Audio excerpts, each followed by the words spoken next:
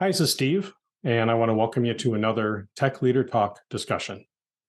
If you're struggling to build a team and a culture in your organization, especially in today's remote distributed work environments, you're in the right place.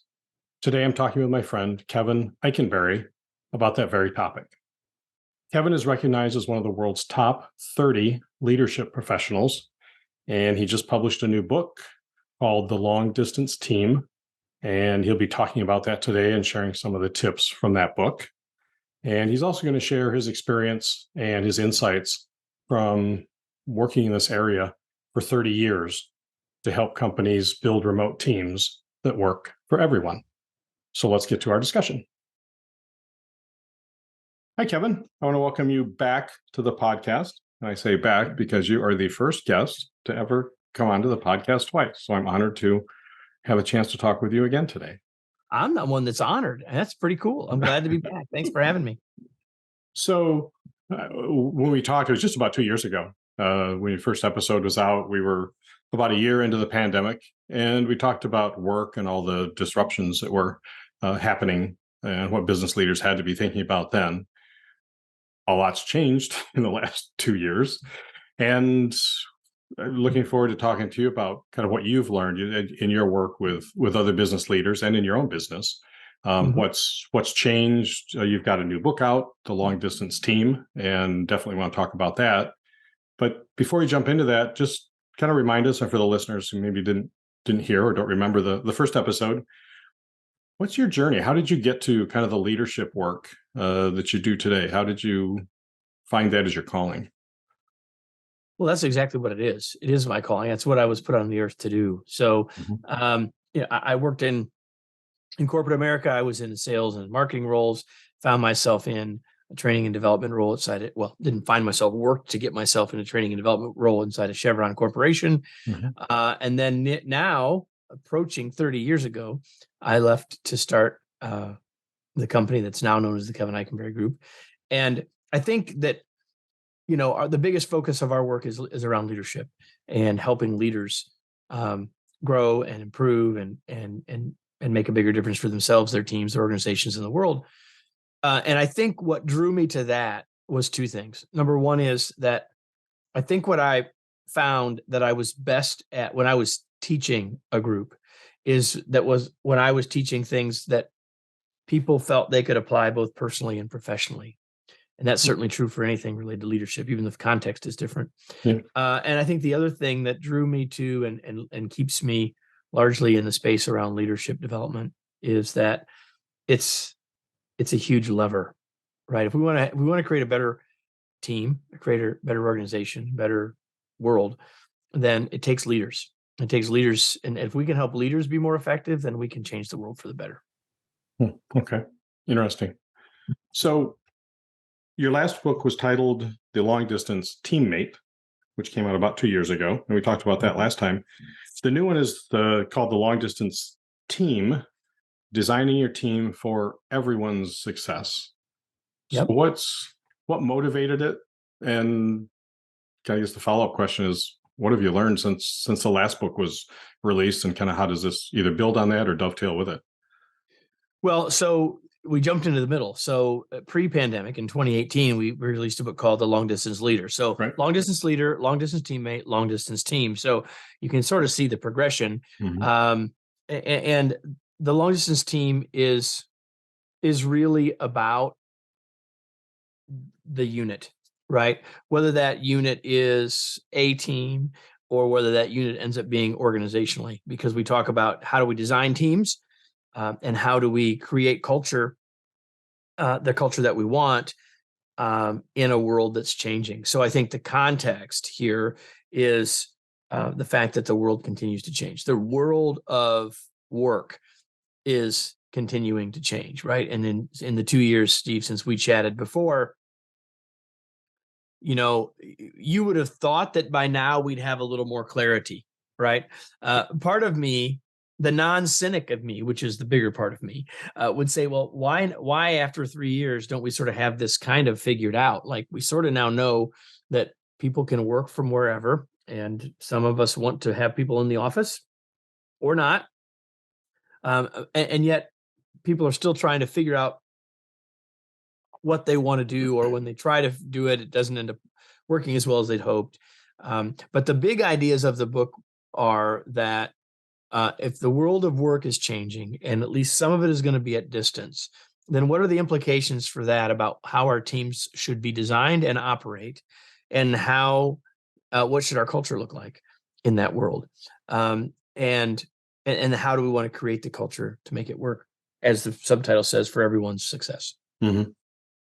So the very first chapter in the book, you start out, it's talking about overused terms, team and culture, which seems to go along with kind of what you were just saying.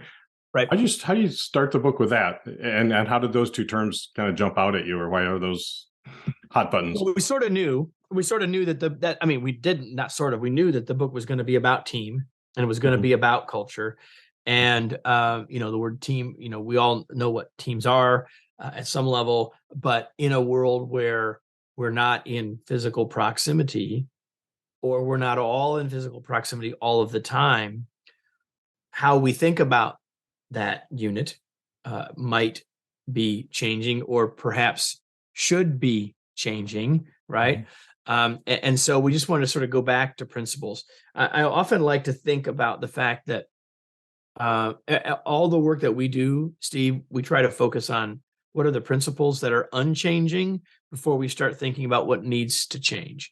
When we wrote The Long Distance Leader, we said, think leadership first, location second. The idea being that it's more the same than different. And the same is true here, that more about teams are the same than different. And yet so often when things start changing, we want to change everything. Like, oh my gosh, we don't know anything. Well, no, you will know a lot already. But we need to recognize what isn't changing, but then lean into the nuances that have changed, so that we can be more effective, but not lose the principles that haven't changed and won't change. Human interaction, human dynamics, human nature, group dynamics, etc. Okay.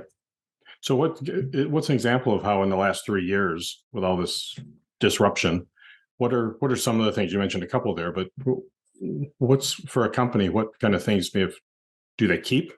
And then what are the key areas they need to be looking at changing now, and for whatever the next disruption is around the corner? Yeah, I think the key here is that a lot of people that do kind of the work we do, or that have written books in the last 2 or 3 years have said, okay, here's the culture you need, right? Here's the right culture. And that's not our approach. Or have said, let everybody work at home. Don't need to go back to the office. And with 3 books with the word long distance in it, you might assume that that's our approach, which it's not.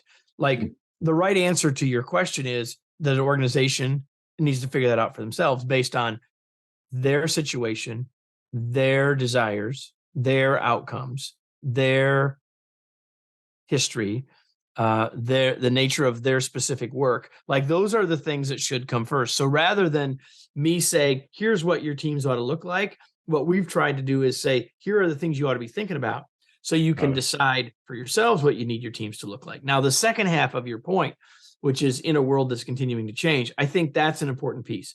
And that is that while we can't necessarily know, Steve, what the future will hold, I mean, let's just remember, like, as you and I are having this conversation, it's like almost exactly 3 years in the US since the lockdowns began. I mean, depending on which state you're in, like, it is the day in California. 3 years ago today, as you and I are having this conversation. And so you remember that? We had a major client, a company that many would know, everyone would know the name of this client, that said, we're going to send everybody home for 2 weeks. And they were patting themselves on the back, and we're going to send everybody home for 2 weeks. And then you remember it was going to be Memorial Day. Then it was going to be the 4th of July. Then it was going to be Labor Day. Then it was going to be Thanksgiving. Do you remember that? Yes. And then it was the same thing the next year too. Like, so for us to say we know exactly what's going to happen is folly. But I think there are some things that we know. We know that the world of work has changed forever, that what people believe is possible has changed forever, that the genie is out of the bottle, if you want to look at it that way. We know that that's true. I think the future is more flexible with less less common answers, if you will, right? So that much I think we can say is true. But to answer your question specifically about how do we prepare ourselves for that? We prepare ourselves for that by remaining flexible, by being willing to continue to look at new information, by listening to the entire team and not just trying to come up with all the answers ourselves as leaders, and keeping in mind what our goals are, right? And then adjusting the working environment, if you will, so we can still reach the goals. Yeah. Okay. Something that really stuck out in my mind, I remember almost daily from our first call, was you talking about trying to figure out the back to work. Do you make people come back to the office? Do they all stay remote, whatever? And one of your key points was the leaders don't figure this out by themselves and then, order it down to the team. Get the team involved. What do they want? What fits their life, and give some flexibility. And it was just a month ago, one of the big financial advisory services, I won't name them, but their leaders came out and said, here's how it's going to be. You will be in the office these days, and unless you're on this team and whatever. And it's like, I bet they didn't get much input from the team because there was a backlash in the news and on social media.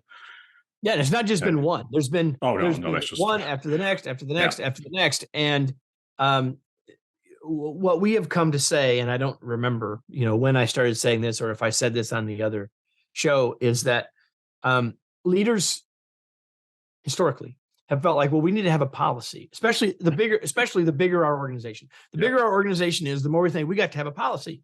And so many organizations spend a lot of time trying to build the perfect policy. And even those organizations that have been in the news that have said, here's our policy, they spent time, like they're smart people with good intentions, right? And they worked to build a policy, and it didn't go so well.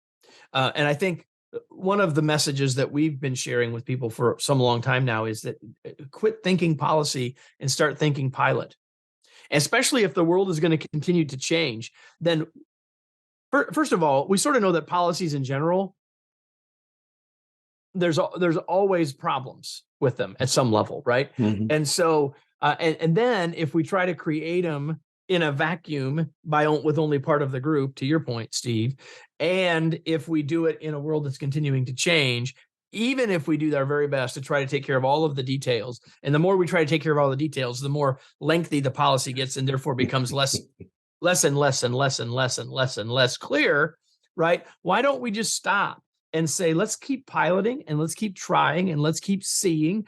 And what we're going to find is that the right or best or the best current answer for any part of our company or our organization might not be the same everywhere. Because why? The work is different. Yeah. Right. So just because we are in the financial services business, for example, well, we're in financial services, but we're in sales and we're in marketing and we're in back office and we're in IT, as you know, and all of these things. And so the fact that the industry we're in has almost very little to do with it at the end of the day, right? Because it's what's the work of this team? What are the needs for this work deliverable? And how can we get that work done most effectively? And those are questions that I'm not going to say what the right answers are. I'm going to try to, with a book called The Long Distance Team, help give people the questions to say that it isn't just, why would we expect that we as leaders should have, or put the pressure on ourselves to have all the answers? You have a group of team members who have lived through all of this too. They have a perspective. Yeah. They have value. You want them to be here. You want them to remain a part of your team. So why wouldn't we engage them in this process? Yeah. And they've, like you said, they've all been through it. Everyone has. They've learned to adapt their working schedules. What works? Sitting in my dining room with all the kids running around, that doesn't work. But if I can find a quiet space to work and managing your schedule, all those things, and everybody's different. No two of us have the same situation. So, what kind of piloting have you done with your business in, let's say, the last 3 years as we navigated the pandemic? Well, the good news for us is that we were exceedingly well equipped for the situation because we were Okay. already you'd have to officially say hybrid, but we were largely already remote. Okay. When the pandemic hit, when the lockdowns came, I had one member of the team that came 3 half days a week and one member of the team who came a couple of days a week. And then for a while, they didn't come at all. Right. Okay. I left that to them, a small organization, when we weren't, we could have probably at some level done what we wanted. And I left it to them once we got sort of past mandated things. Mhm. And that's, we were better prepared because we were already living that world Mhm. largely than other people were. But we definitely leaned into, we talk about 3 C's in the book. We talk about whether you're talking about designing your team, whether you're talking about creating culture, that there are 3 C's that play a role in, and we need to be thinking about and doing that. And those are communication, collaboration, and cohesion. And I think the one thing that we probably did was really lean into cohesion, to know that people want to be connected even if they're not in physical proximity, right? So we invested time in making sure that our working relationships were strong, that we did everything we could to make sure trust remained high, um, and just worked to make sure that we were giving people what they needed in their workplace and not just in their work. Okay. And again, based on their feedback and kind of 100%. Like we were in this just together, collaboration. right? Yeah. Okay. 100%. So, and again, because we were already doing a lot of these things, and because you'd already written, well, at the start of the pandemic, the second book, The Long Distance Teammate, was just about, the manuscript was basically finished. We had already tested and tried a lot of stuff ourselves, along with what we've learned with clients. So we were as probably prepared for this eventuality as you could have been, as it turns Okay. out. All right. So for companies, if there's still companies today that maybe they can't be fully remote just because of their work, or Of course. or whatever, Yeah. or the team wants, or a lot of the team members may want to be like, I can't just sit in my house or in the coffee shop all the time. Where would you suggest they start if they're trying to kind of figure this out and get a new plan, a new culture, a new team dynamics that'll work for everybody? Well, What it do really starts. Yeah. I'm sorry. Go ahead. I just say, what do they do first? Yeah. It really starts with um, the decision to talk about it, right?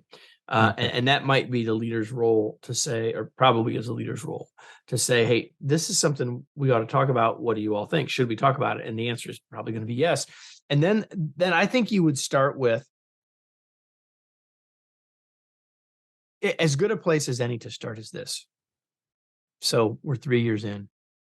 What have we learned? Like, what do we want to Yeah. keep from what we had in the before times? Right? What have we learned that we want to keep from the last 3 years?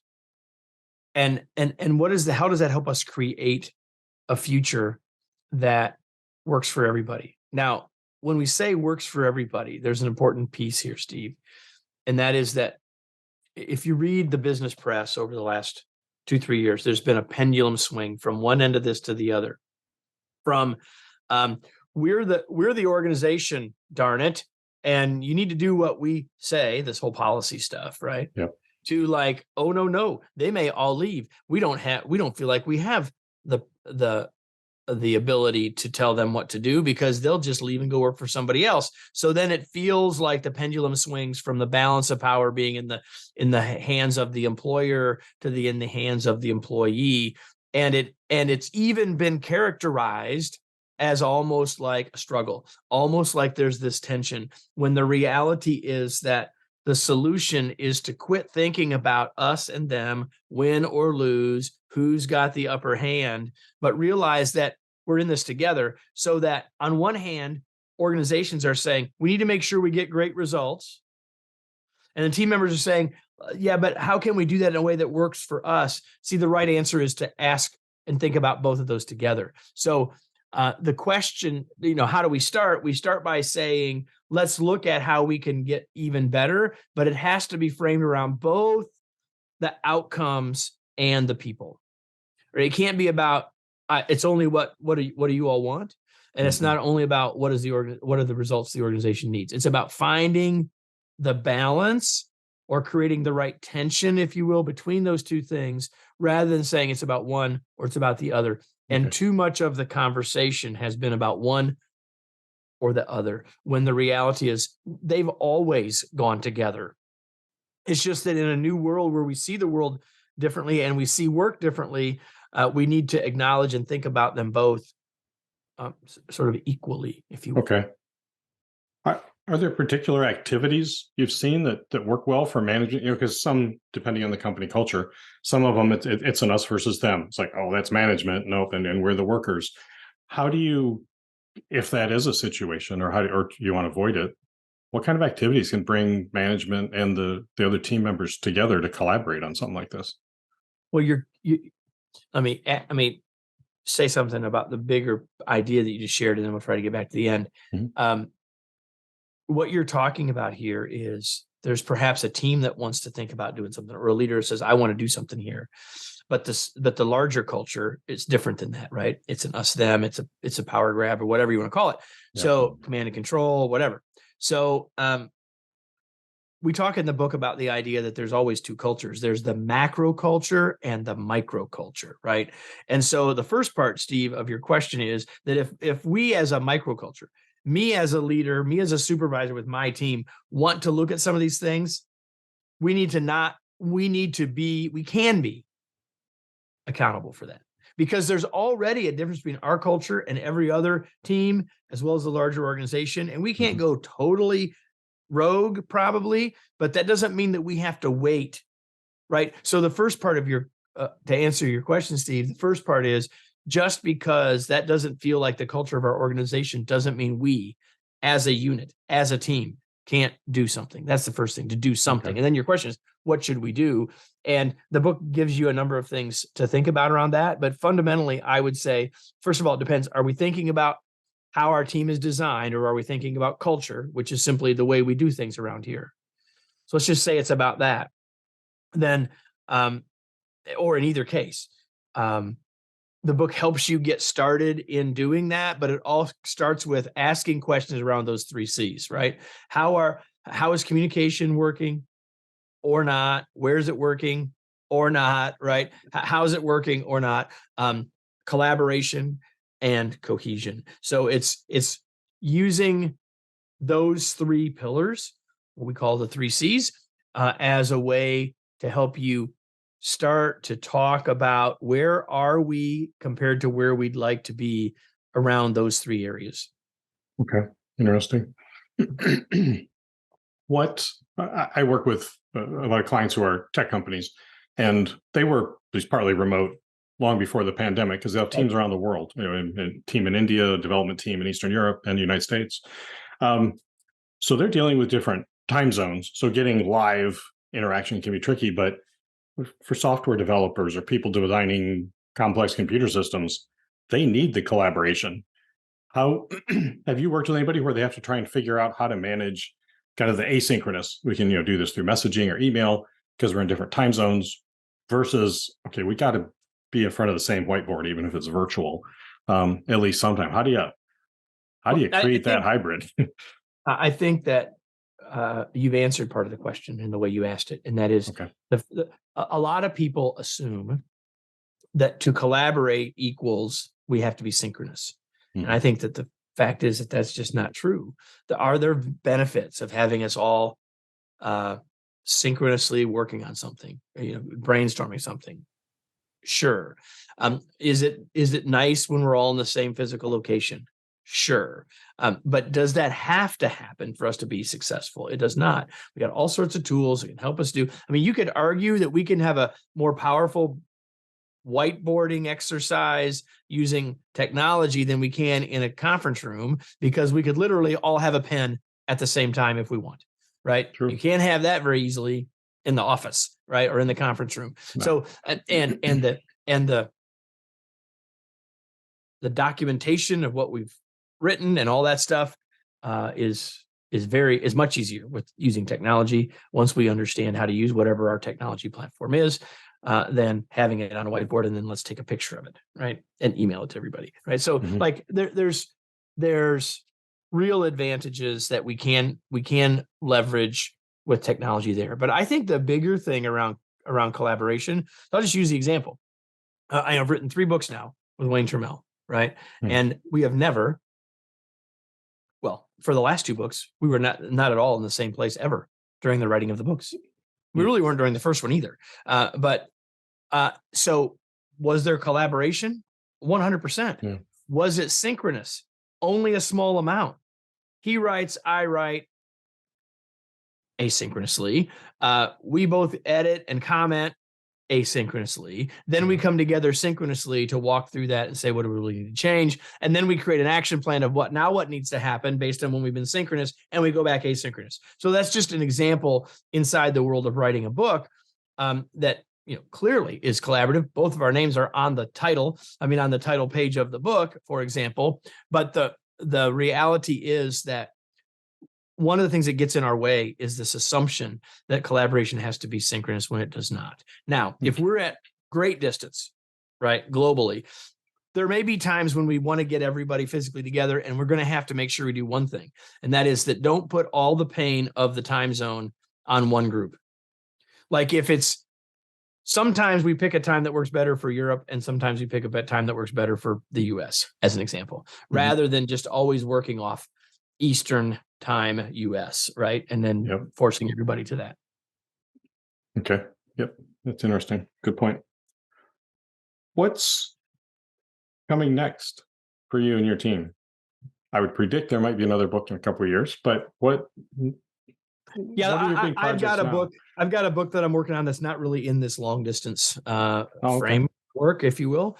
Will there be more in this series? There might be as the world changes, but yet on the other hand, when you think you've got something for leaders, something for teammates, and something for the team, that's a pretty nice set, as it were. So what's next for our team is to continue to help organizations with these ideas, to help them get better results, to help them be more effective together, to help individuals be more successful working at distance from the others on their team, to help leaders bring all that together wherever their folks happen to be. Okay. So how do you help? What are some examples? Do you kind of go in and help do trainings or help facilitate initial meetings and teach people how to facilitate? Pretty much any of those things. So we have a whole lot of sort of online learning sorts of things. I have several courses on LinkedIn Learning, for example, where you can go find things around being a long distance leader and some of the other things related to what we've talked about here. We have other e-learning. We have asynchronous learning. We have virtual sessions that we can do for an organization, or you can come to things that we do. We do consulting, we do training, pretty much the whole range of things. We coach some leaders in some of these areas as well. So we can help you get on a path to developing an aspirational culture. We can add skills to the toolkit for team members or leaders around doing their work at a distance. Pretty much, if you can think of a way of delivering these kinds of tools, we're probably doing it. Okay, good. And I'll get some links in the show notes for contacting you and for finding some of that information. Just in talking with you now for the second time, it's clear this is something you're passionate about, and it is your life's work. What is the most exciting part of the job that you do today? What do you just absolutely love about it? Well, there's a lot of things I love about it. I love the leverage that doing something like this has, right? Where you and I can spend 30 minutes and hopefully it has a chance to impact people in a lot of places far into the future. I love being with a group face to face, helping them build their skills and confidence. I love working with an individual leader and helping them discover maybe what a blind spot was that would help them be more effective with their team. Like it's a long list of things that I like about what I do. Okay. Well, you've chosen the right spot, definitely. I think that's right. Yep, I think that's right. So, since we've talking about your books, what's a favorite book that you've read recently? Fiction or nonfiction? Doesn't matter. Recently, if I could turn my camera over here to show you all this stuff. Sure. I mean, I do a lot of reading for my podcast, the Remarkable Leadership Podcast, with a guest every week, much like you do, Steve. I've read a number of books recently there that have been especially interesting. I read a book by a guy named Matt Mayberry called Culture is the Way, which certainly has a connection to the work that we do. I'm getting ready to read a book called The Micro Stress Effect, How Little Things Pile Up and Create Big Problems and What to Do About It, by Rob Cross and Karen Dillon. I'm reading all the time. And those are just a couple of things that pop into mind. One that I read recently, one that's coming up here shortly. Okay. It's funny. I just heard about saw articles talking about the micro stress effect book yesterday. So I will be adding that one to my reading list as well. Well, thank you. And I'll put links for those two books into the show notes as well. So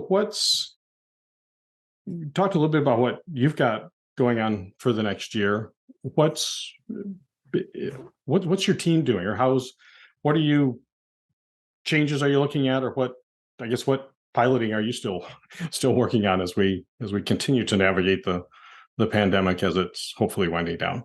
Well, we had another member of our team. One of the people that used to come into the office has now moved from Indiana to Mississippi. So we're in the midst of figuring out what that's going to look like, because her role did have a part that really was very helpful for her to physically be here. So we're trying to figure out that is sort of one of the things that we're trying to figure out, how we're going to do that and what that's going to look like, and how can we keep her as a part of our team because of all the value that she adds, and yet know that some of the things that she's done in the past don't necessarily work when she's, several states away. So that's certainly one of those things. Yeah. And again, I think that we were very fortunate, Steve, coming into all this, that we, in terms of working at a distance together, we were already doing it, and I think doing it relatively well. One of the things that we've said throughout this time is that one of our goals was to be a model hybrid team. In other words, a team that people would look at and say, hey, they're doing it pretty well. And like any team, there's always things we could do to get better. But that's the standard we hold ourselves to. We feel like if we're going to be out teaching people how to do it, then we better be doing a pretty good job of it. So I think we hold ourselves to a pretty high standard in that regard. Yep. Well, you have to constantly apply the principles. Like you said, you're a team member moving away, so they can't do the in-person things very easily, at least not on a weekly basis. So so you're living it, and I guess finding new things that work, and new ideas that you can share with others. Well, and the two people that we hired during the pandemic are in a different state. They happen to be in the same state, but they don't live in Indiana where I live. So so we're hopefully modeling it from that perspective too. Find the right talent. Don't worry less about where they are than finding the right talent. Yeah, it is a big improvement these days. So I want to thank you for coming on the podcast again and sharing the information about your new book and all the learnings that we've all been going through in the last couple of years. If people have questions, they want to learn kind of more about you and your organization and what you do, what's the best way for them to reach out? Well, if you can spell my name, Kevin Eikenberry, EIKENBERRY, you can find us, kevineikenberry.com. You want to follow or connect with me on LinkedIn, I'd love for you to do that. Let me know that this is how you found this podcast, is how you found me. As it relates to the new book, probably the easiest and fastest place to go would be longdistanceteambook.com, where you can get an excerpt and you can get learn a whole bunch of other stuff there and connect you back to the other books as well. longdistanceteambook.com or kevineikenberry.com. And again, I'd encourage you to reach out to me on LinkedIn. We share content there, have a weekly newsletter there. And if there's a question that you wanted to ask that Steve and I didn't talk about, you can certainly connect with me there and ask that question. I'd be happy to answer or point you to something that would help. Okay. Yep. And I do encourage you to connect on LinkedIn. Kevin's got a lot of great information. I see his posts about his new interviews with guests, and I love listening to those too. So he's a great source of information, and all these links are going to be in the show notes. So if if you don't remember them or want to double check, that's where they'll be, and you can find those. So once again, it was a great interview, Kevin. I love talking with you. I learn things every time we talk. And I want to thank you for taking your time to meet with me today. Steve, it was my pleasure. It was a pleasure. It's an honor to be your second time guest. And I enjoyed our time together again as well. Okay. Well, great. Well, thank you.